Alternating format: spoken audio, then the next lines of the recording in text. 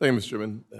One of the successes of the 2017 Tax Cuts and Jobs Act was the legislation that I put in there, the opportunity zones. And one of the reasons why it's been so successful is whether you're a Democrat mayor or a Republican governor, they both agree that attracting more housing opportunities into the inner cities of their communities is critical.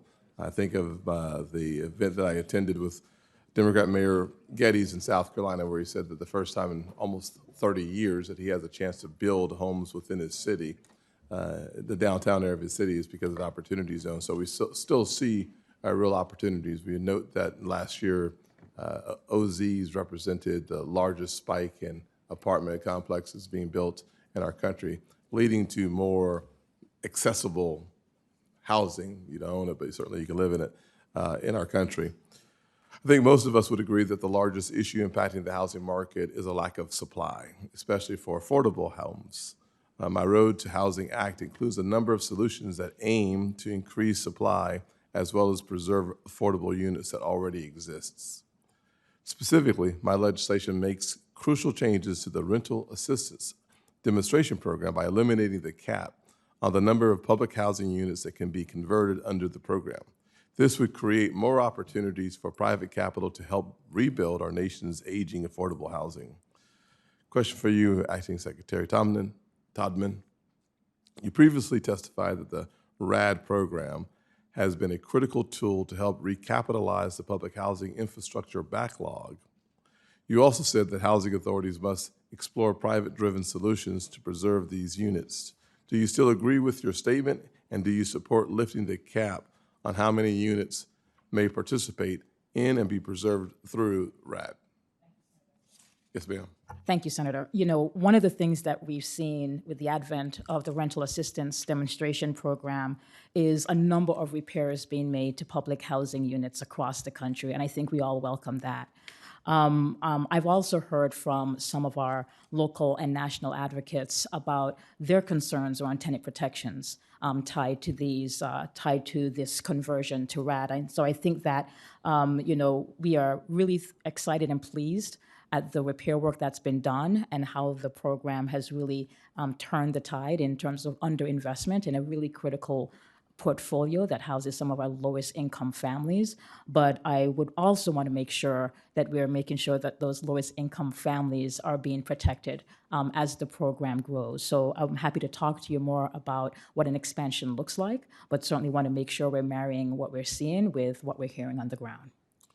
You also previously testified that you were deeply supportive of Congress's efforts to expand the Moving to Work demonstration program. Do you still agree with your statement, and do you support my legislation authorizing the program? So Moving to Work is another place where we've seen a number of innovations that without the flexibilities afforded these agencies, we probably would not have been able to adopt across the portfolio. Just a couple weeks ago, I was in Boulder County, so we could celebrate the establishment of the last of the 100 agencies that Congress allowed as an expansion to Moving to Work. You might recall there are 39, and Congress authorized us to expand it to another 100. So we've added our last 14 agencies to the Moving to Work Club, and we look forward to their work. I will say that Moving to Work has been critical with really looking at ways that we can continue to house residents safely.